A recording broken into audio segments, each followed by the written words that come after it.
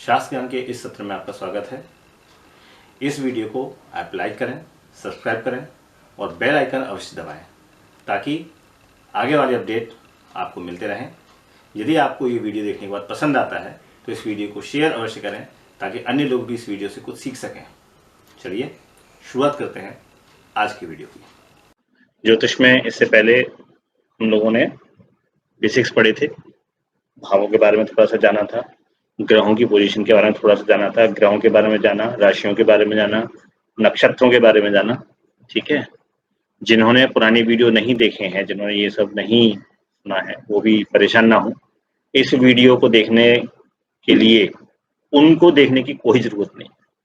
ठीक है, मैं कोशिश ऐसी करता हूँ कि मेरा हर एक वीडियो दूसरे वीडियो से अलग रहे। तो जिसने पुराने वीडियो ना देखे हों उसको ये सोचने की ज़रूरत नहीं कि मैंने तो पहले के देखे नहीं है तो कैसे समझ में आएगा, उनको भी सब समझ में आएगा।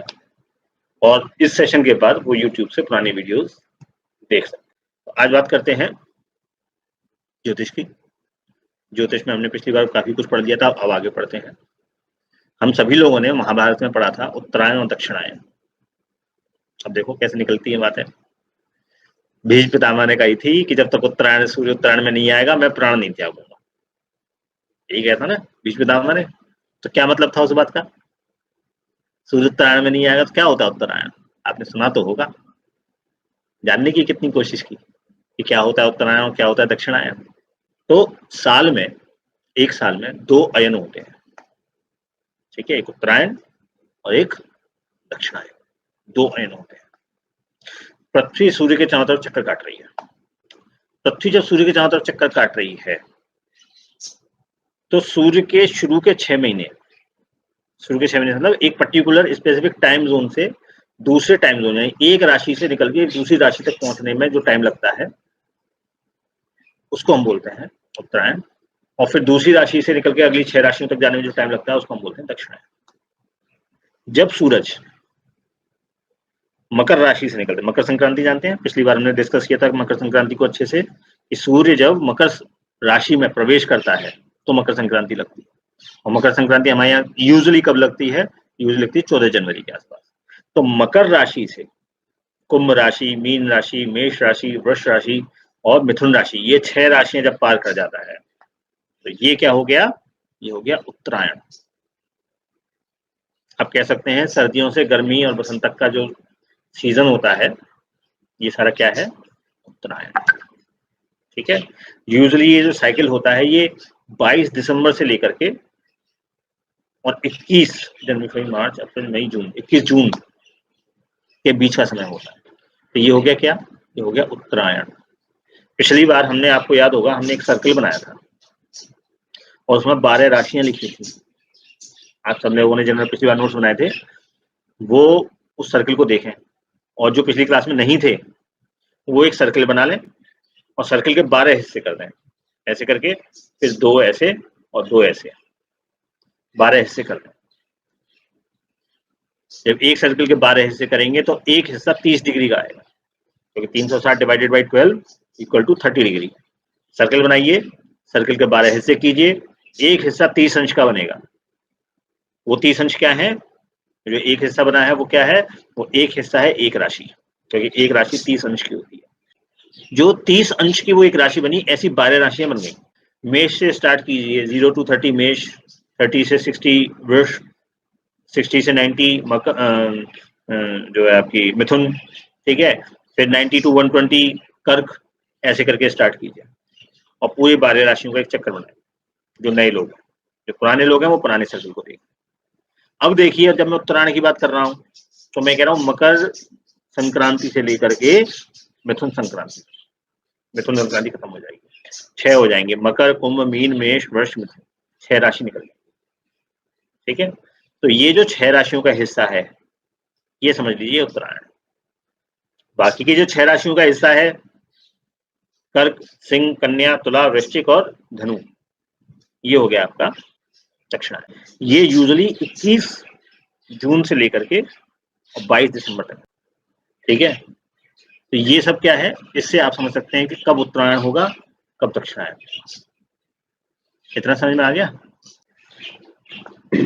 उत्तरायण दक्षिणायन समझने के बाद अब हम बात करेंगे क्षय मास की। पिछली बार हमने कुछ मास भी बताए थे, सौर मास क्या होता है, चंद्रमास क्या होता है ना।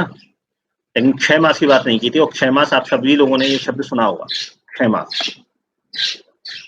जानते हैं क्षय मास क्या होता है?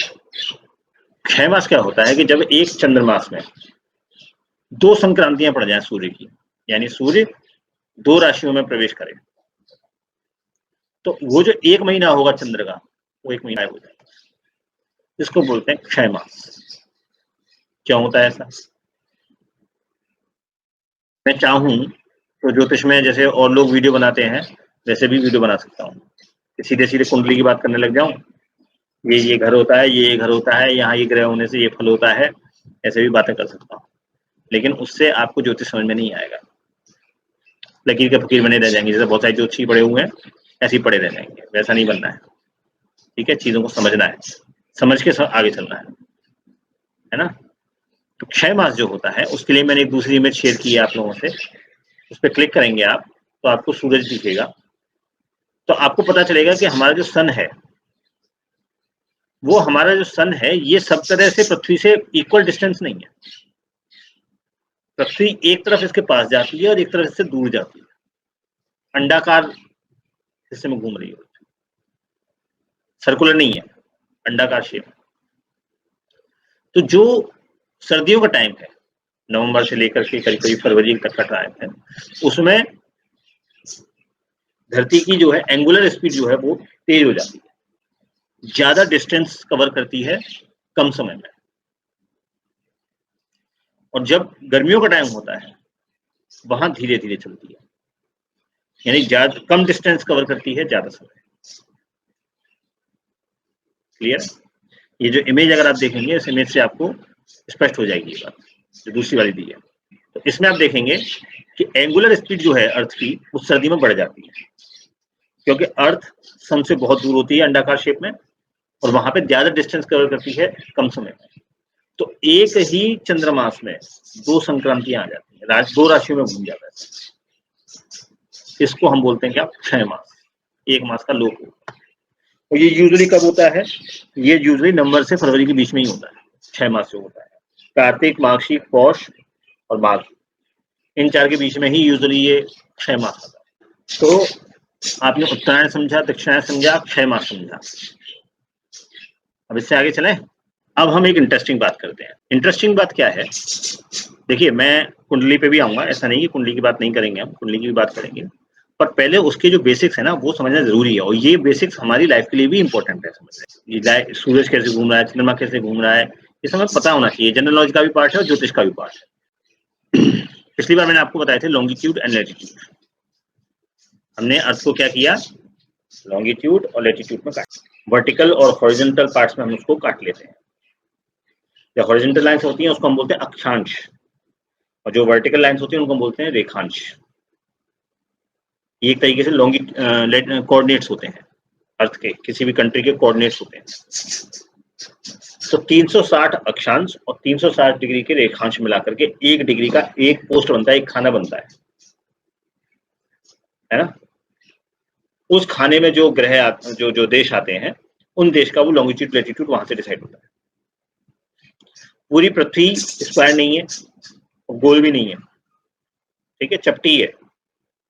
तो वो जो एक पोस्ट बनता है वो बराबर नहीं होता है।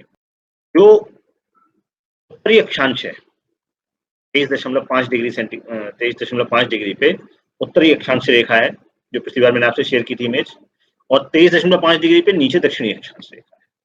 उत्तरी अक्षांश रेखा को कर्क रेखा बोलते हैं, दक्षिणी अक्षांश रेखा को मकर रेखा बोलते हैं। तो मकर रेखा 23.5 डिग्री ऊपर है और कर्क रेखा 23.5 डिग्री। अब बात करते हैं टाइम की। बच्चे का पैदा होने का टाइम निकालना है, कैसे निकालेंगे? पता होना चाहिए ना। अब कोई है जो अमेरिका में जो टाइम हो रहा है और इंडिया में जो टाइम हो रहा है, दोनों के टाइम अलग अलग है। लेकिन अभी हम क्या करते हैं, टाइम डिफरेंस को जानते हैं। इतने घंटे घटा देंगे तो अमेरिका का टाइम आ जाएगा, या इतने घंटे जोड़ देंगे तो इंडिया का टाइम आ जाएगा, ऐसे करके हम जानते हैं इस चीज को, है ना। और ये जाना कैसे, ये पता कैसे चला? ठीक है, इसके लिए हमने एक स्टैंडर्ड मेरिडियन बनाया, मानक मध्याह्न रेखा इसको बोलते हैं। Standard meridian. कोई भी देश होता है वो केवल ऊपर से नीचे तो होता नहीं है, दाएं से बाएं भी होता है पृथ्वी में, पूर्व से पश्चिम में फैला रहता है। तो जो देश पूर्व दिशा में होंगे उनके यहाँ सूरज जल्दी उगेगा, और जो दक्षिण दिशा में होंगे उनके यहाँ सूरज देर में होगा। जो पश्चिम दिशा में होंगे, सॉरी, जो पूर्व में होंगे उनके यहाँ जल्दी उगेगा, और जो पश्चिम में होंगे उनके यहाँ देर में उगेगा। इसलिए टाइम डिफरेंस होगा। इससे समस्या ये आएगी कि जो पूर्व में रहने वाला है वो समय कुछ और बताएगा, पश्चिम में रहने वाला समय कुछ और बताएगा। एक के यहाँ दिन हो रहा होगा, एक के यहाँ रात हो रही होगी। संसारिक जो व्यवहार है वो गड़बड़ा जाएगा। इसका सॉल्यूशन क्या निकाला? इसका सॉल्यूशन ये निकाला कि हमने अर्थ को डिवाइड कर दिया। डिवाइड कर दिया, हमने एक मानक मध्याह्न रेखा मान ली, स्टैंडर्ड मेरिडियन मान लिया अर्थ पे कि भैया ये स्टैंडर्ड मेरिडियन है, इसके दाएं ये वाले देश होंगे, इसके बाएं ये वाले देश। स्टैंडर्ड मेरिडियन मान के बाद हमने एक प्राइम मेरिडियन बना, प्रधान मध्याह्न रेखा। मध्याह्न मतलब क्या? दोपहर, दोपहर का समय, ठीक है। तो सारे जो हमने रेखांश खींचे थे उन रेखांश को मापने के लिए एक बीच का रेखांश चुना गया, 0 डिग्री का। कहीं 0 होगा तभी तो उससे आगे 30 डिग्री, 50 डिग्री, 100 डिग्री करेंगे। तो 0 डिग्री काउंट करना तो जरूरी है कि 0 डिग्री कहां से शुरू होगा। तो हमने ग्रीनविच को 0 डिग्री माना। ग्रीनविच देश है उसको हमने 0 डिग्री माना कि भाई ग्रीनविच 0 पे है, इधर से 180 डिग्री पे ये वाले देश होंगे, इधर से 180 डिग्री पे ये वाले देश होंगे। ग्रीनविच से 82.30 डिस्टेंस पे, डिग्री पे इंडिया है। समझ में आ रही है? ग्रीनविच से वो 0 डिग्री है, 0 डिग्री से पॉजिटिव साइड में 82.30 डिग्री चलेंगे तो भारत आ जाएगा। वो भारत का क्या बन गया? IST बन गया, इंडियन स्टैंडर्ड टाइम बन गया। जब हम 0 डिग्री से 180 डिग्री इधर चलेंगे या 180 इधर चलेंगे, तो 180 इधर और 180 इधर, टोटल हो गया 360 डिग्री। 360 डिग्री चलने में सन को 24 घंटे लग रहे हैं। 24 घंटे 360 डिग्री चलने में लग रहे हैं, तो घंटों को बदल लो मिनट में। 24 मल्टीप्लाइड बाई 60 तो हुआ 1440 मिनट। नोट करते जाना, 1440 मिनट लगते हैं पूरे 360 डिग्री घूमने में। तो 1 डिग्री को पार करने में कितना टाइम लगेगा? 1 डिग्री को पार करने में लगेगा 1440 डिवाइडेड बाई 360, यानी 4 मिनट पर डिग्री निकालना है ना। 1 डिग्री को पार करने में 4 मिनट लगेगा। अब आपको पता चल गया कि सन 1 डिग्री में 4 मिनट, 1 डिग्री 4 मिनट में चलता है। तो अब ग्रीनविच से जो देश जितना आगे होगा, 82.30 डिग्री आगे भारत है, तो आप ग्रीनविच के टाइम में 82.30 मल्टीप्लाई बाई 4 जितना आएगा वो जोड़ देंगे तो इंडिया का समय आ जाएगा। ऐसी सारी कंट्रीज का समय जो है आप आपस में कैलकुलेट कर सकते हैं कि कौन सा देश में क्या टाइम हो रहा होगा, वो ग्रीनविच से डिसाइड हो जाएगा। तो देश ग्रीनविच से कितने डिग्री आगे पीछे है। अब भारत का टाइम बन गया, और भारत का जो टाइम है उसको हम बोलते हैं इंडियन स्टैंडर्ड टाइम, IST। जिसको अगर कुछ समझ में नहीं आ रहा हो तो परेशान ना हो, साथ बने रहे, हम एंड में डिस्कस करेंगे, कोई टेंशन ना ले, नोट करता जाए, ठीक है। तो भारत में जो टाइम होता है उसको हम बोलते हैं Indian standard time. Indian standard time का मतलब क्या है? जम्मू कश्मीर में जितना टाइम हो रहा होगा उतना ही टाइम कन्याकुमारी में होगा, जितना टाइम जैसलमेर में हो रहा होगा उतना ही टाइम कलकत्ता में हो रहा होगा। पर क्या ये हो सकता है कि जो टाइम कलकत्ता में हो वही टाइम कन्याकुमारी में हो, वही टाइम जैसलमेर में हो? नहीं। तो फिर ये बनाया क्यों गया? ये बनाया इसलिए गया, कोई ट्रेन मुंबई से चली कलकत्ता के लिए, मुंबई में मान लो शाम के 6:30 बज रहे थे, और कलकत्ता उससे टाइम से आगे है 6 मिनट, 8 मिनट, 10 मिनट, तो कलकत्ता तक पहुंचते पहुंचते वो किसी और टाइम पे पहुंचेगी। तो घड़ी में कितना दिखाएं? कलकत्ता की घड़ी कुछ और दिखाएगी, मुंबई की घड़ी कुछ और दिखाएगी, जैसलमेर की घड़ी कुछ और दिखाएगी, कन्याकुमारी की घड़ी कुछ और दिखाएगी। सारी घड़ियां अलग अलग टाइम दिखाएंगी, और सारी घड़ियां अलग अलग टाइम दिखाएंगी तो दिल्ली वाला बोलेगा कि हमारे सारे ऑफिस 9:30 बजे खुलेंगे, तो दिल्ली में तो ऑफिस खुल गया 9:30 बजे, और कन्याकुमारी में खुल रहा किसी और टाइम पे, जैसलमेर में खुलेगा किसी और टाइम पे, तो सब गड़बड़ा जाएगा ना। तो उस सारे टाइमिंग को सही रखने के लिए इंडियन गवर्नमेंट ने इंडियन स्टैंडर्ड टाइम बनाया। समझ में आ रही हो? यानी एक यूनिट टाइम बना दिया, ये फॉलो होगा पूरे देश में। लेकिन क्या ये संभव है कि अगर दोपहर के 1 दिल्ली में बज रहे हों तो कलकत्ता में दोपहर के 1 बज रहे हों? सौर घड़ी के हिसाब से संभव है। सूरज तो सब जगह अलग अलग ही जाएगा। ये तो हमने एक व्यवस्था बना दी है, इंडियन स्टैंडर्ड टाइम तो एक हमने स्टैंडर्ड बना दिया, एक व्यवस्था बना दी ताकि काम करने में आसानी हो। लेकिन वास्तव में तो सूरज सब जगह अलग अलग ही पहुंच रहा है। तो कलकत्ता का टाइम यानी वहां का जो लोकल टाइम होगा वो दिल्ली के लोकल टाइम से अलग होगा। इसको बोलते हैं स्थानीय समय, लोकल टाइम। हर एक सिटी का स्थानीय समय दूसरी सिटी के स्थानीय समय से अलग। तो जो लोग ये कहते हैं कि एक ही समय पे बच्चे, हजारों बच्चे पैदा होते हैं, करोड़ों बच्चे पैदा होते हैं, सबके टाइम जोन बदल जाते हैं, एक समय पे पैदा नहीं होते, ध्यान रखिए। ठीक है, खैर अब क्या हुआ, टाइम जोन बदल गया। टाइम जोन बदलने से क्या हुआ कि हमें वो कैलकुलेशन करनी पड़ेगी कि दिल्ली में 1 बजे, कोई कह रहा है कि सब मेरे बच्चे का जन्म शाम को 6:44 पे हो गया, तो हमें देखना पड़ेगा कि ये जो टाइम बता रहे हैं ये तो इंडियन स्टैंडर्ड टाइम बता रहे हैं, उस समय उस जगह का लोकल टाइम क्या था वो हमें निकालना पड़ेगा।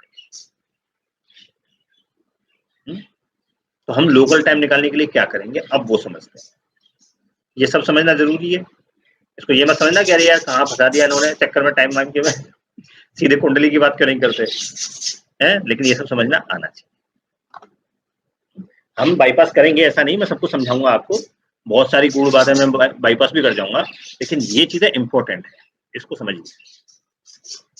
अब जब हम किसी जगह का लोकल टाइम निकालेंगे तो लोकल टाइम निकालने के लिए हमारे पास 3 चीज होनी चाहिए।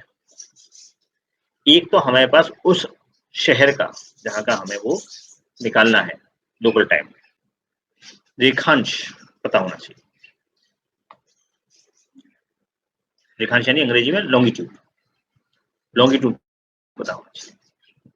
दूसरा, जिस कंट्री का शहर है वो, उस कंट्री का आईएसटी पता होना चाहिए। IST sorry Indian standard time हो गया, ऐसे ही पाकिस्तान का पीएसटी होगा, जापान का जेएसटी होगा, ऐसी सारी कंट्रीज का अलग अलग होता है। तो उस देश का लोकल वहां का टाइम पता होना चाहिए, कौन सा स्टैंडर्ड टाइम है वहां का। तो एक हो गया लॉन्गिट्यूड, एक हो गया स्टैंडर्ड टाइम। और फिर ये पता होना चाहिए कि ये जो देश है, ये देश ग्रीनविच से कितना आगे पीछे है, या वो जो देश है उस देश में जो इंडियन स्टैंडर्ड टाइम है वो कितना आगे पीछे ग्रीनविच से। जैसे इंडिया है 82.30, मैंने आपको बताया था पहले, डिग्री आगे ग्रीनविच से, ये हमें पता होना चाहिए। ये 3 चीज आपको पता होंगी तो आप उस जगह का लोकल का टाइम जो है निकाल पाएंगे। 3 चीजें हमें पता होनी चाहिए। तो अब मान लीजिए आपके पास मैं एक इक्वेशन देता हूं, आप लोग नोट करें। मान लीजिए भुवनेश्वर शहर में शाम को 6:25 पर, 6:25 क्या है इंडियन स्टैंडर्ड टाइम, 6:25 है उड़ीसा में, भुवनेश्वर में, तो वहां का लोकल टाइम क्या है। और हमने बता दिया भुवनेश्वर का जो लॉन्गिट्यूड है वो 85.50 ईस्ट में है, ईस्ट में है ना भुवनेश्वर, तो 85.50 ईस्ट में है। जो इंडिया से लाइन जा रही है, उज्जैन से जो लाइन जा रही है वो 82 है, लेकिन जब हम भुवनेश्वर की तरफ चलेंगे तो 85.50 पे हो है ना। तो वहां का लोकल टाइम कैसे निकालेंगे, भुवनेश्वर का लोकल टाइम कैसे निकालेंगे, तो आप अपनी डायरी में अपनी कॉपी में लिखिए भुवनेश्वर का लॉन्गिट्यूड बराबर 85.50 ईस्ट, लिख लिया।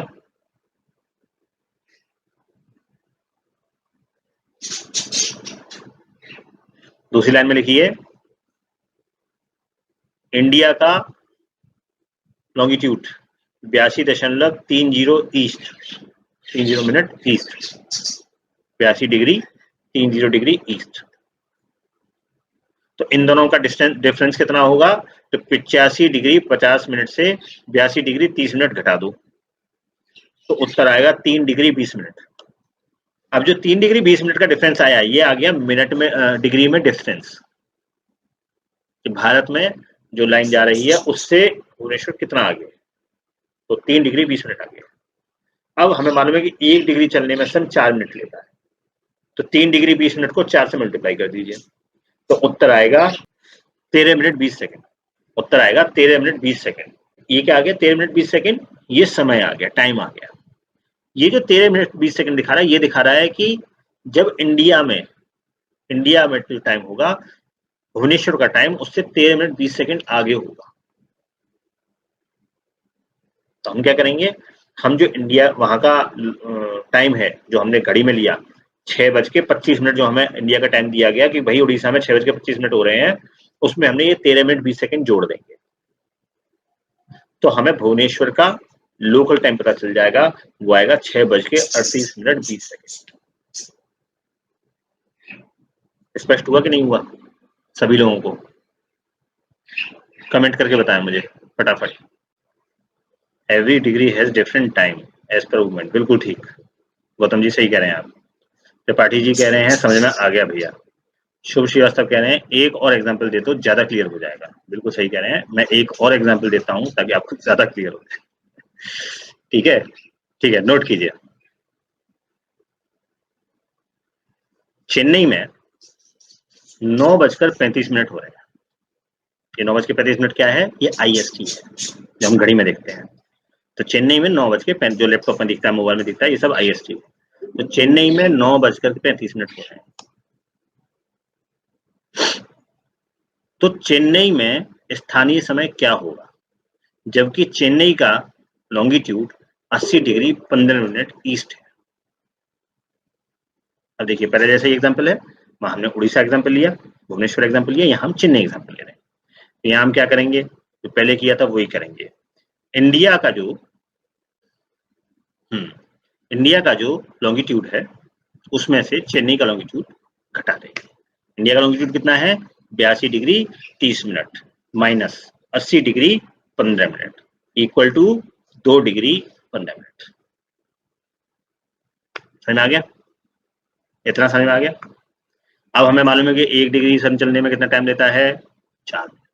तो 2 डिग्री 15 मिनट चलने में कितना टाइम लेगा, 2 degree 15 minute multiplied by 4 equal to 8 minute 60 second, यानी कि 9 मिनट। ठीक 9 मिनट का डिफरेंस आएगा। अब क्योंकि चेन्नई का जो लॉन्गिट्यूड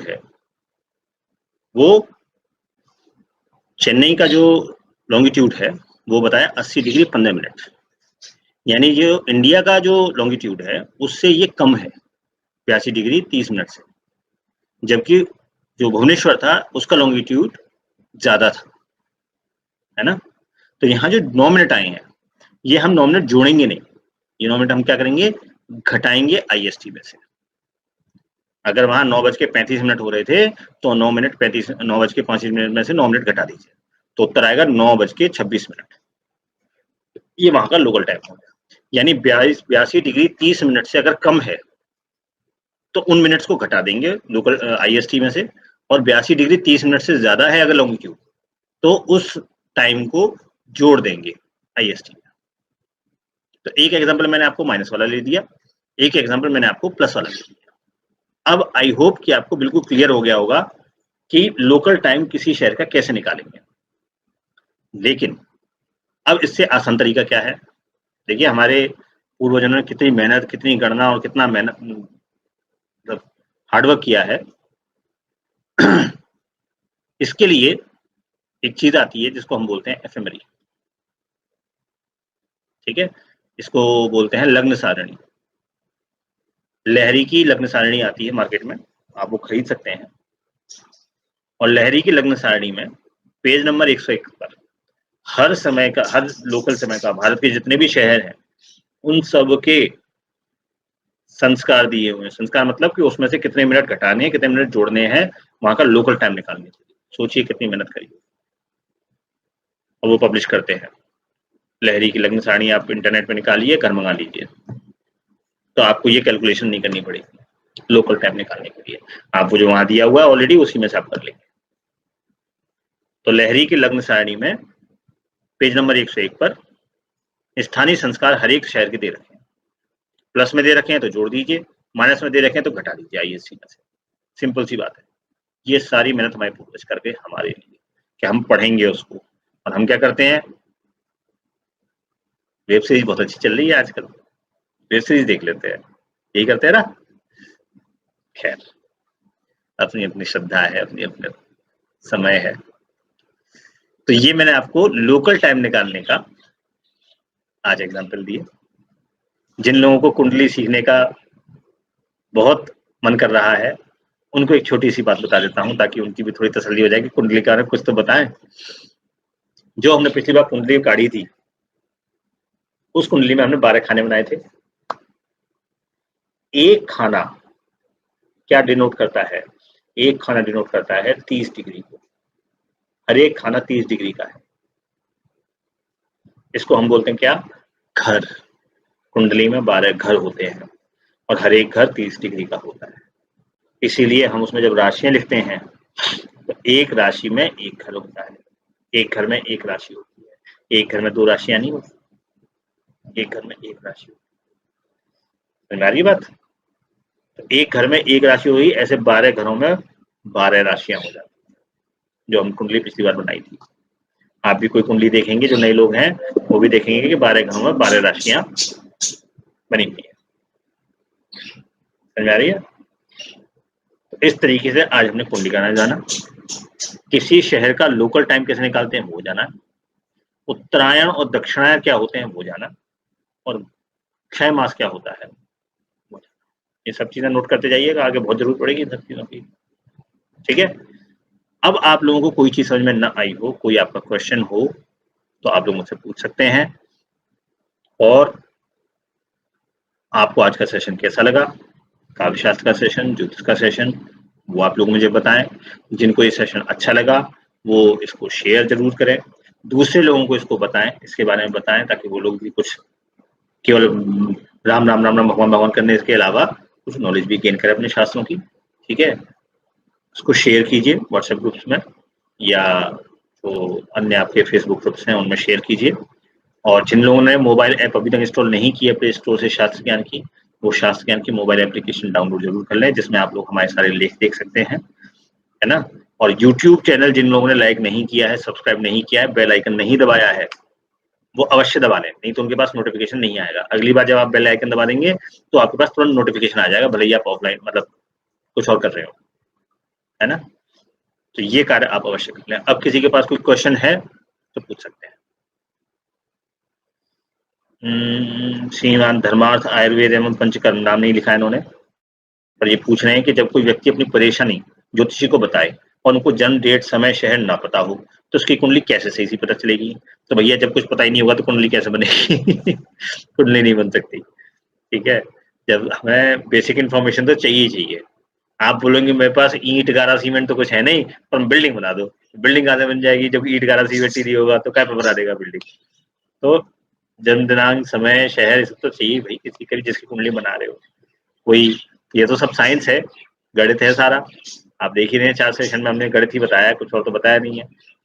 तो गणित के लिए तो भाई फिगर्स तो चाहिए ही ना, अगर फिगर्स ही नहीं है, इन्फॉर्मेशन नहीं है, क्या गणित करेंगे हम, है ना। और कोई क्वेश्चन किसी के पास? जैन साहब ने, सुरेश जैन जी हैं, उन्होंने काव्य शास्त्र के वीडियो पे ज्योतिष की पोस्ट की है, उनको अपनी कुंडली बनवानी है बेटे की। तो सुरेश जैन जी, वो वीडियो एक तो काव्य का है, ये वीडियो ज्योतिष का है, पता नहीं वो ऑनलाइन है या नहीं है। चलो खैर मैं उनसे अलग से ही बोल दूंगा मैं क्या बोलूँ इस पे। लोग डिटेल्स नहीं देखते हैं, बस अपनी चीज डाल देते हैं। तो सब कुछ समझ में आ गया? ऐप का नाम फिर से बता दीजिए। फणीन्द्रनाथ त्रिपाठी जी कह रहे हैं ऐप का नाम है शास्त्र ज्ञान। गूगल प्ले स्टोर पे सर्च कीजिएगा तो आपको मिल जाएगी, नहीं मिलेगी तो मेरी वॉल पे आपको उसका लिंक मिल जाएगा, मेरी प्रोफाइल पर आप जाएंगे तो, फेसबुक प्रोफाइल पर। ठीक है, मुझे लगता है कोई क्वेश्चन नहीं है, तो हम इस सेशन को समाप्त करते हैं। धन्यवाद। नमस्कार, शास्त्र ज्ञान के इस सत्र में आपका स्वागत है। इस वीडियो को आप लाइक करें, सब्सक्राइब करें और बेल आइकन अवश्य दबाएं, ताकि आगे वाले अपडेट आपको मिलते रहें। यदि आपको ये वीडियो देखने के बाद पसंद आता है तो इस वीडियो को शेयर अवश्य करें, ताकि अन्य लोग भी इस वीडियो से कुछ सीख सकें। चलिए शुरुआत करते हैं आज की वीडियो की।